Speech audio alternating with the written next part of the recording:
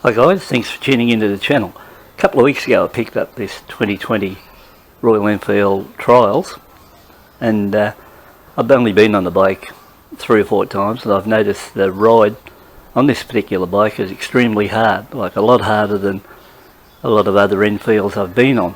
Now, going back about 3 years ago, I also had a Royal Enfield Redditch 500, one of those red ones, nice looking bike. And it too was a really hard rider. Now the thing that sort of come to my mind is, maybe from the factory, they didn't either put enough oil in the front forks here, or they put too much oil in, and that's why this bike's giving me that buck and bronco effect when I'm riding it and throwing me around on the ride. So what I'm planning on doing now is rip off the front wheel, pull out these forks, and take the caps off it, drain all the old oil out, put in the correct amount of oil, which I'd say it is either down on oil or it's got too much oil, and then we'll see how that improves the ride quality and see if it's a lot better than what it is at the moment. So that's the plan.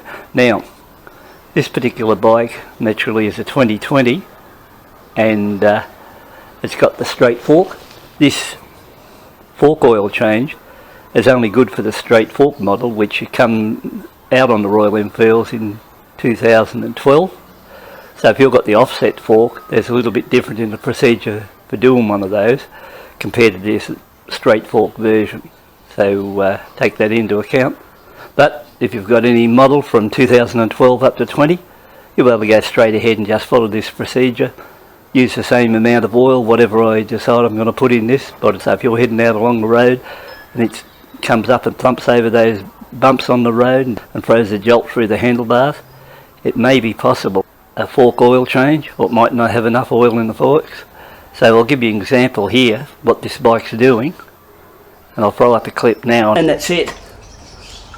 There's no suspension on the front, and this is on the brand new bike. It's only done less than roughly I think 50 miles, something like that, say 100 kilometres.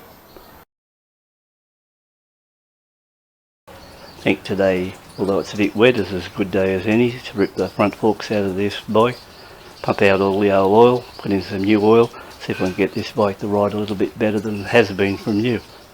So yesterday, to do a recap, I went through the bike and pre-loosened the most difficult of the bolts. These were the most difficult ones here.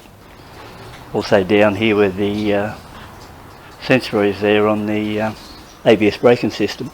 Have a bit of a look. I'm just going to remove both indicators out of the way. Next, undo the speedo drive. Rip her out. Just feed it back through the loop. Feed it back into the motor there, tuck it in there in a safe spot. So I've now got the bike up on the stand. Plenty of clearance. Now to remove these top ones, I found on the previous bike I used this socket system for the W8s. I found it a really tight fit. When I got into this section here with the cabling, it goes in either side of the nacelle. And with these long shaft ones, I found that they set in like so. If you look at it that way, plenty of clearance on the ratchet, and you know, a lot easier to use without hitting the cables, especially on this side here where your clutch cable is. It's a very tight fit. So I'll just loosen the pinch bolt. 17mm to hold this side, and the 24 socket on the other. So we've got the 17 holding it, 24 on this side.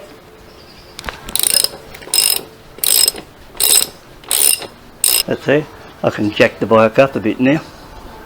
Got the bike supported, and I can get into it now.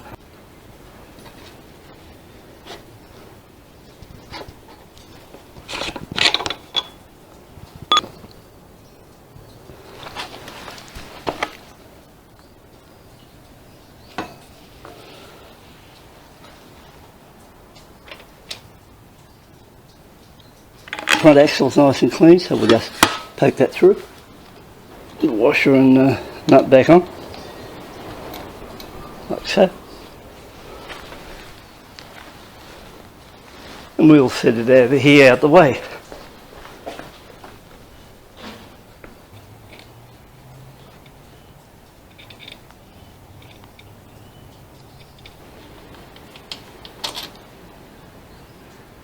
So they've been using Loctite as usual up on the front end. At the moment it looks like it's going to be a little bit difficult pulling this mudguard out. I've got not much movement to be able to turn it either way. I've never tried moving one of these mudguards before because they're only new on the trials. So I think the only way out of it will be to undo these 4 screws. There they are there, which hold the bracket right above in between the forks.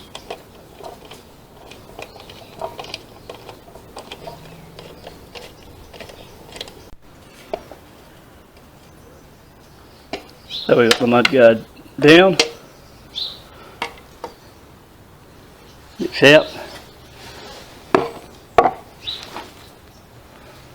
back up here on this support. I'll just lift it off, just sit it down here, put my card over to the side. So we'll look at what we got now. So we're just down to the front fork, so it's just a matter of undoing this bolt here, which is actually holding the top part of the fork, and then release this pinch bolt. Okay, we'll take this bolt out, and therefore it should be only the pinch bolt now holding it. I've released the top bolt, so the only thing that's holding it is a pinch bolt up here. Hold the fork, unclip the gaiter, wind this out, unscrew the nut. I can feel the fork moving up and down. You can see that. So I've just pulled the gaiter off over this shroud. Okay, you can see now it's coming out. We have now got one fork out. Can't do it. Can't do it, Greg. I don't want to hurt my hand. Okay, we'll try something else. We've got that top here, the cap it won't release. I've got the hammer, blockbuster.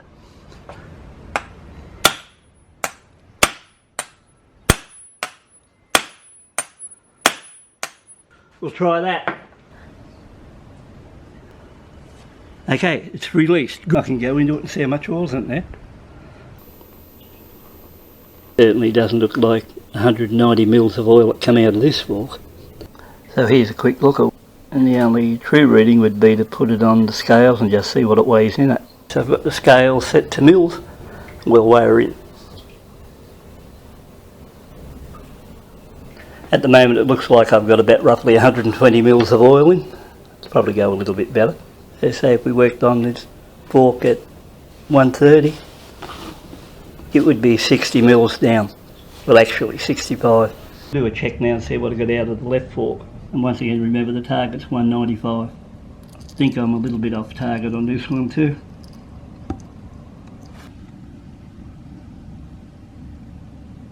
So I suppose it'd probably be about 120 if you allow for a little bit hanging around the forks, or a little bit on the spring. So once again, it's still probably at least 70 mils of oil down. So this would account for how hard the ride's been on the bike. Both forks, the left and the right. So once again, they're possibly around that 70 mil mark down on both forks. Now in these classic 500s, the recommended oil level in the forks is anywhere from 190 up to 265 millimetres. I think I'm going to swing in at a neat 200 mils this time. On the previous bike I ran it at 195, so this time I think I'll run it at 2. So there's 200 exactly, and I'm using this time, like I used last, the Penrite fork oil in 10W. There's the oil that came out of the bike. This one here. So if we look at that, what I'm going to put in, you'll see there's a big difference, almost double the amount of oil that's going to go back into each fork. If we look at both sets of my forks now and take a note of the springs, if you look at this one here come out of the left, the tightly wound part of the coil, of the spring up here. Well, that was actually up at the top of the fork itself, up on the top of the left fork. It's the opposite. So when you look at those springs there, they're really tightly sprung at one end of it and then loosely sprung up the other if you go up along. Now I'm not sure about this. I would have thought they should have been matching when they were put into the bike. Well, you'd think they would have been matching. I just put them back in and swing this one around the other way and put them in both equal.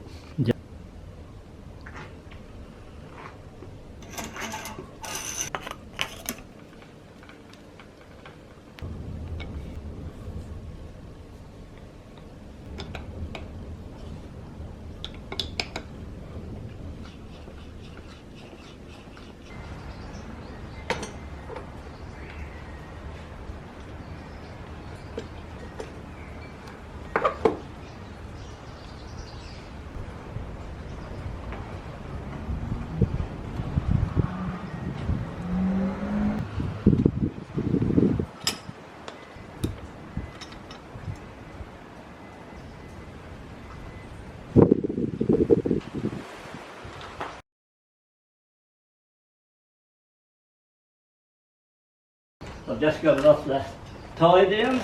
We'll have a look. And I'll just see if I'll be doing it again. Or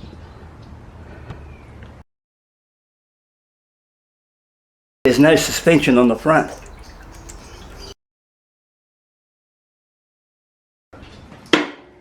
Brake on. I've got bounce. Look at this. That's how it should have been when I got it. Anyway, it was worth the trouble.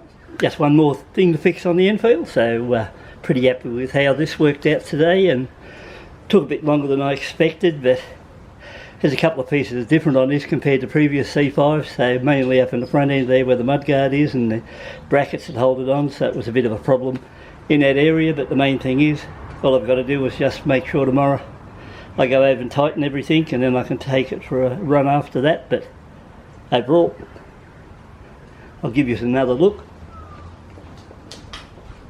And we all know how bad it was to start with. Look at that. So that's 200 mils per fork compared to, I don't know, whatever I had, 120, 130. But anyway, thanks for tuning in, taking a look. If you like what you see, please subscribe to the channel. Next thing we're going to get on to a troubleshooting video, if this wasn't trouble enough.